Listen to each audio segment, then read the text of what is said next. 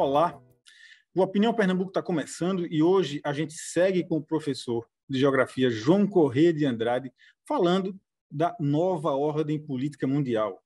No primeiro programa, a gente falou especificamente da China como essa potência mundial, mas outros fatores também nos ajudam a entender esse jogo. Eu sou Josimar Paraíba e o Opinião Pernambuco está começando para ajudar você a compreender um pouco mais sobre como a economia global e a geopolítica se comportarão no pós-pandemia e pós-invasão da Ucrânia pela Rússia. Mais uma vez, seja muito bem-vindo, João. Obrigado, Josimar.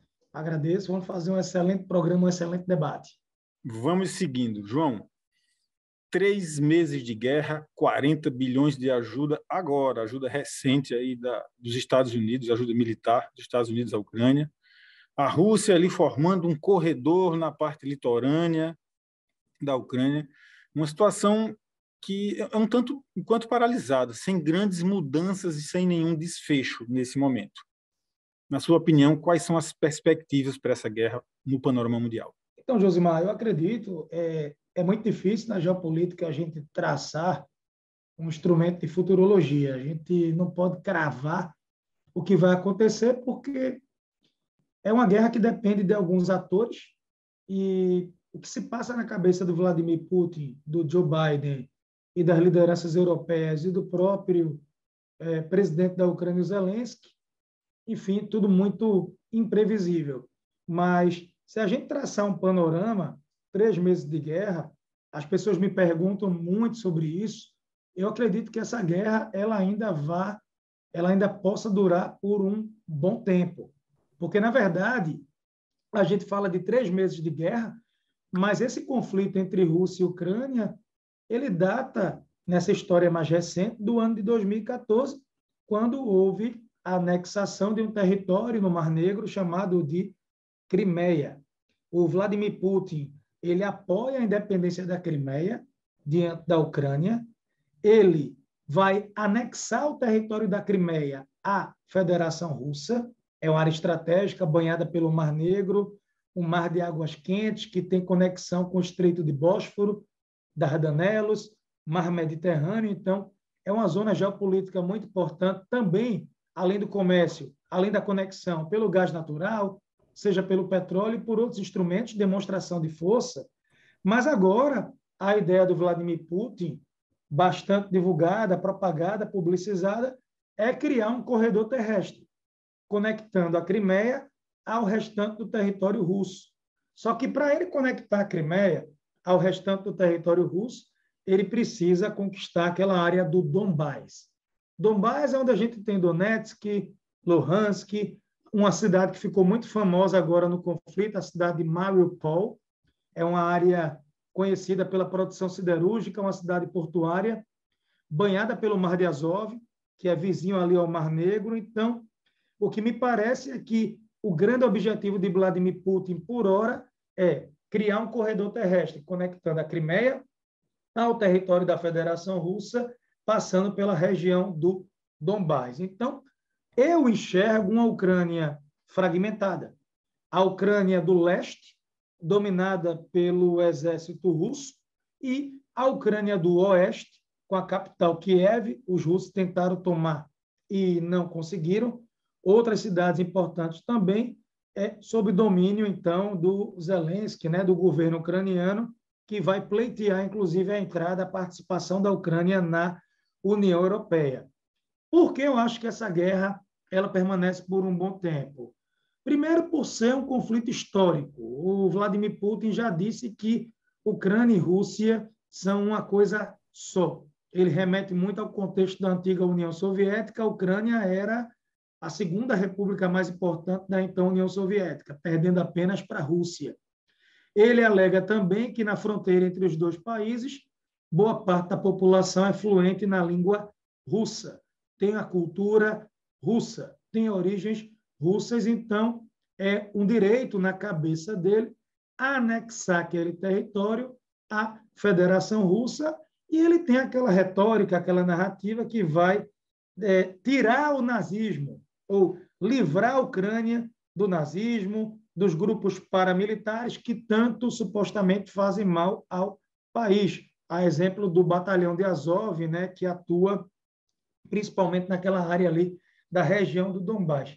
É uma guerra de narrativas, eu costumo dizer, e é uma frase que não é minha, mas é uma verdade que diz assim: na guerra, em qualquer guerra, a primeira vítima é a própria verdade.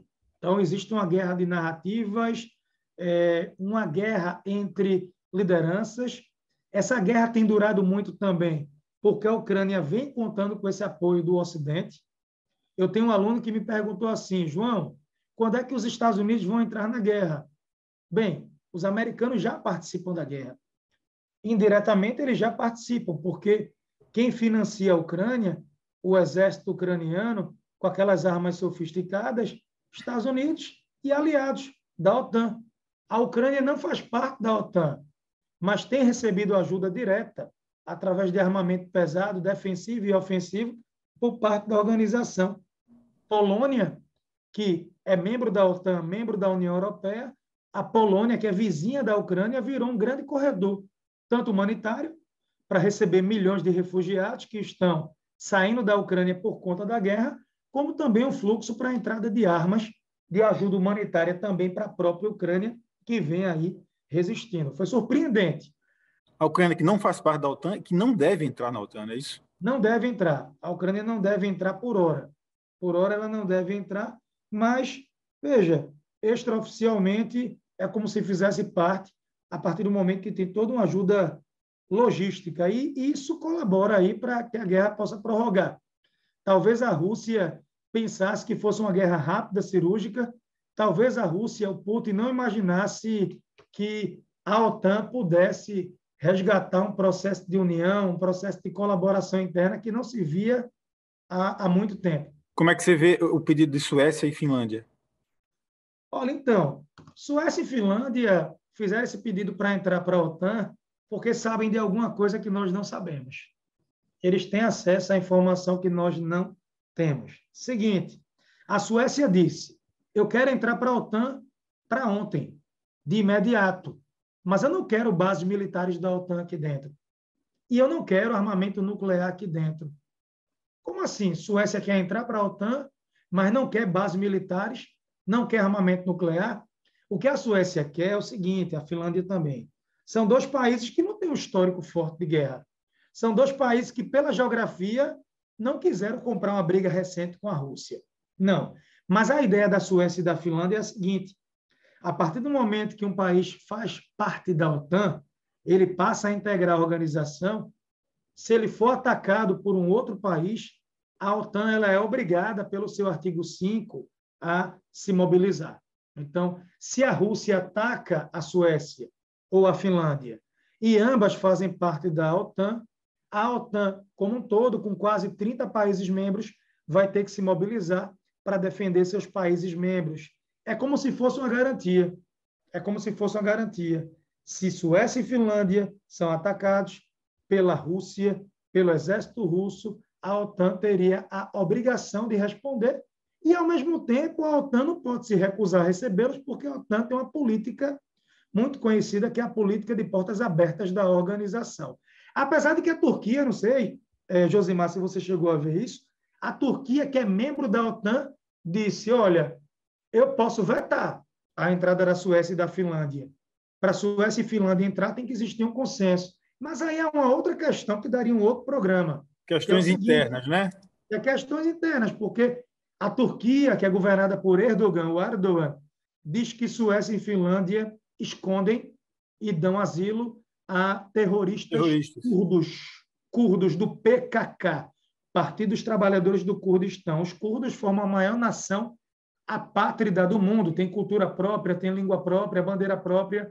Eles querem formar o próprio país, mas para formar o próprio país, eles precisam de um pedaço do território da Turquia. A Turquia não cede, existe uma luta armada entre os dois povos, turcos e curdos. A maior parte dos curdos no mundo estão na Turquia. Sim, a boa parte, de 12 a 15 milhões, de um total de 35 milhões de curdos. Então, acredito que Suécia e Finlândia possam entrar para a OTAN e a gente pode, sim, assistir uma escalada. A gente fala uma verdade aqui, João, a gente pode dizer que pode vir uma terceira guerra, e se estivermos vivenciando uma terceira guerra.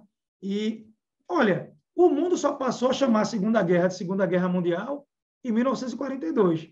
E a guerra começou em 39 oficialmente, mas extraoficialmente em 36 já havia um conflito. Então, a gente pode ter um prelúdio aí de uma terceira guerra, mas pode ser uma guerra mais cibernética, pode ser uma guerra mais comercial, mais tecnológica, ameaças à nova Guerra Fria. Tá? Eu acho pouco provável que um dos países cheguem à instância máxima de fazer uso de armamento nuclear, porque aí nós teríamos uma destruição mútua assegurada. O primeiro que apertasse o botão, o segundo ou o terceiro, armas de destruição em massa, do pó viemos, ao pó nós voltaremos. Não vamos imaginar que isso aconteça nunca. Tem um ponto muito importante nesse equilíbrio de balança ou nessa configuração geopolítica nova, que é o peso do dólar como moeda de negociação internacional. Mas isso vamos deixar para o próximo bloco. A gente faz uma paradinha rápida para o intervalo. A Opinião Pernambuco volta já falando como a pandemia global, como a economia global e a geopolítica se comportarão no pós-pandemia e pós-invasão da Ucrânia pela Rússia. A gente volta já.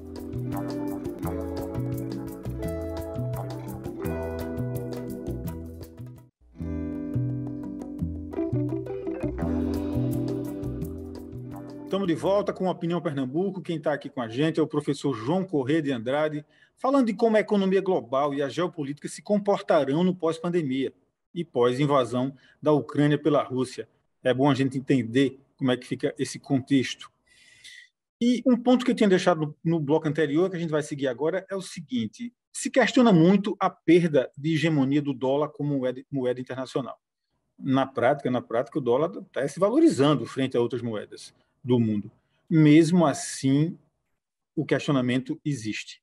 Qual é o futuro do dólar? Como é que se vê o futuro do dólar? Porque essa resposta define muito desse cenário. Então, Josimar, eu vi um relatório recente, gosto de ler bastante sobre o tema, né, sobre moedas, sobre essa questão econômica.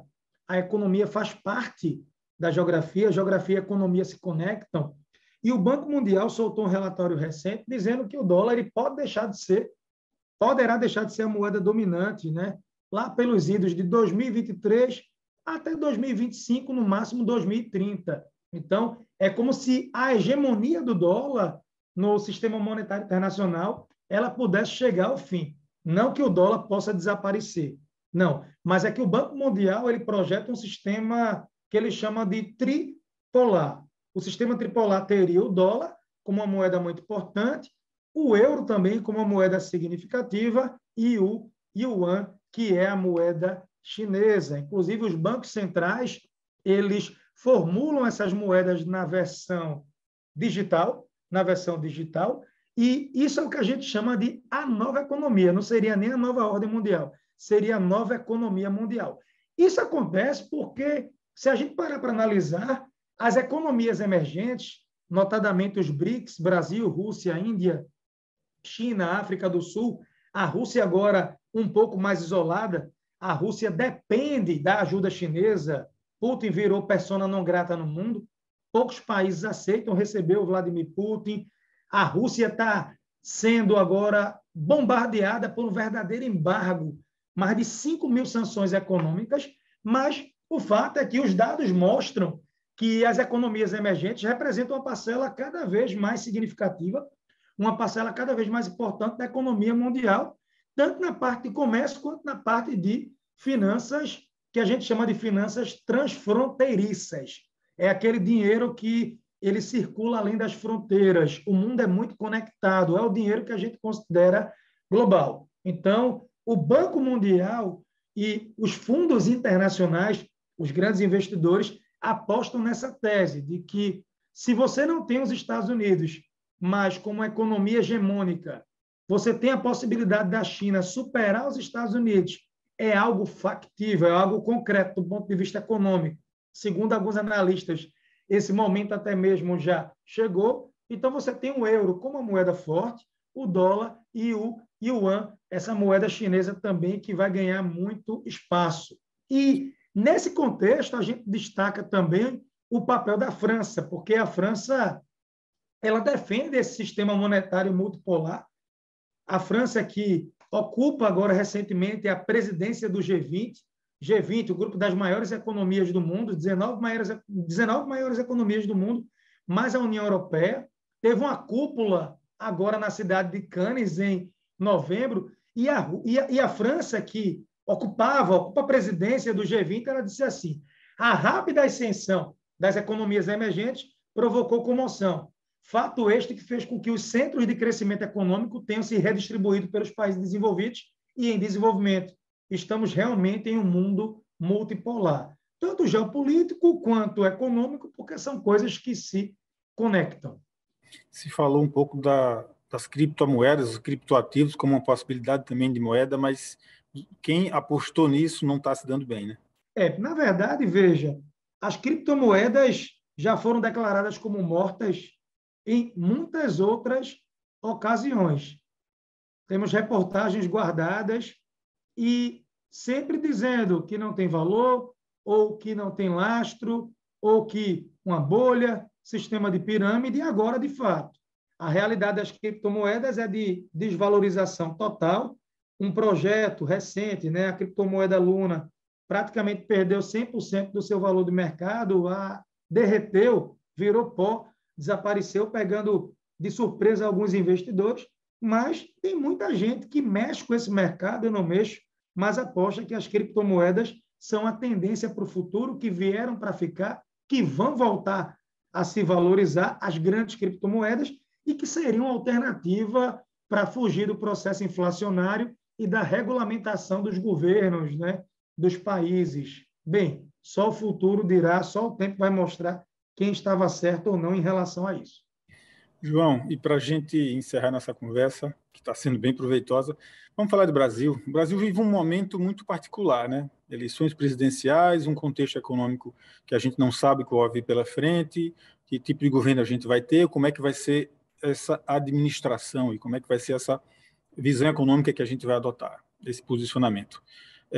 Mas com o potencial, mesmo o potencial que o Brasil tem, e mesmo capengando como ele vem, como a economia brasileira vem.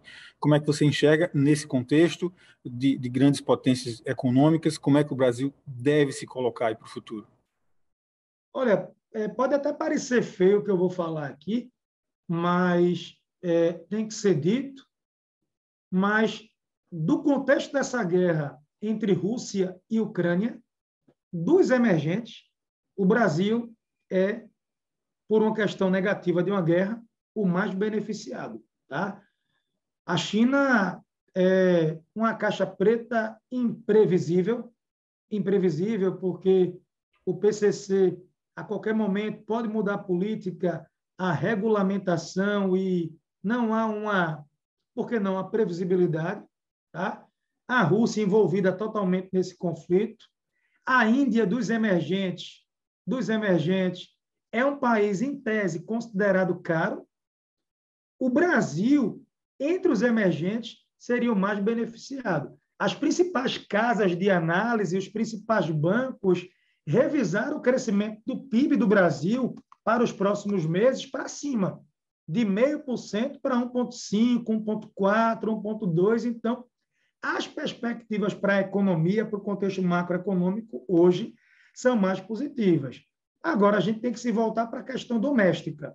Questão inflacionária muito forte, pressão aí exercida pelos juros, essa questão problemática que não é só do Brasil, é um contexto internacional. Eu que digo a vocês, tenho a oportunidade de viajar e de conhecer muitos países. O processo inflacionário pós-pandemia e agora relacionado à guerra vem diminuindo a nossa capacidade de poder de compra. Isso mexe demais com todo o contexto. Mas veja, o Brasil é grande produtor de commodity mineral. O Brasil é grande produtor de commodity do ponto de vista agrário.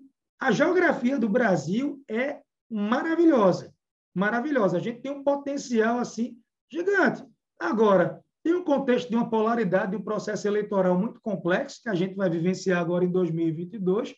Basicamente, você tem dois candidatos que o mercado ele tenta entender o que é que vem a depender do resultado desse processo eleitoral em outubro ou novembro, como vai ser decidido, tá?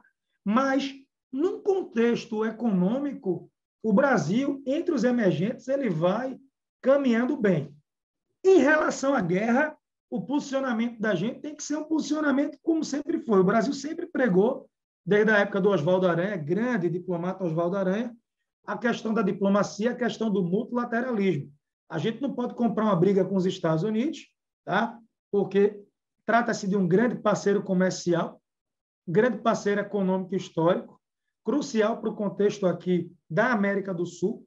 Também não podemos comprar uma briga com a China. A China hoje tem a maior parceria comercial com o Brasil, responsável por boa parte das nossas exportações e também importações.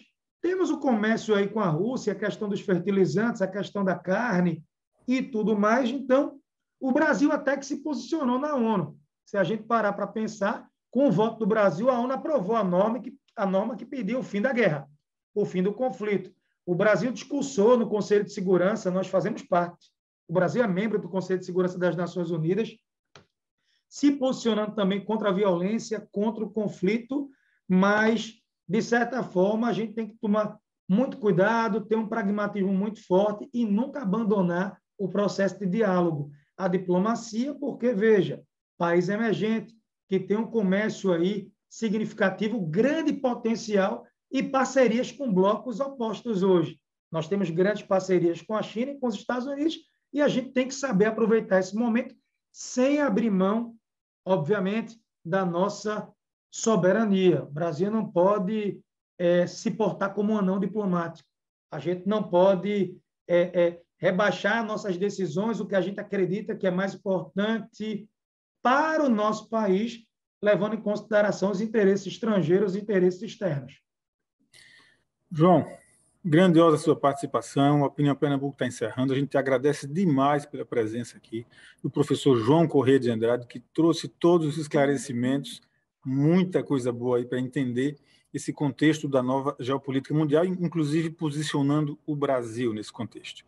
Se você quiser rever essa ou outras entrevistas do nosso programa, vai lá no YouTube, pesquisa Opinião Pernambuco 2022, você vai encontrar uma playlist completa com todos os programas do ano. A gente fica por aqui. Até um próximo encontro.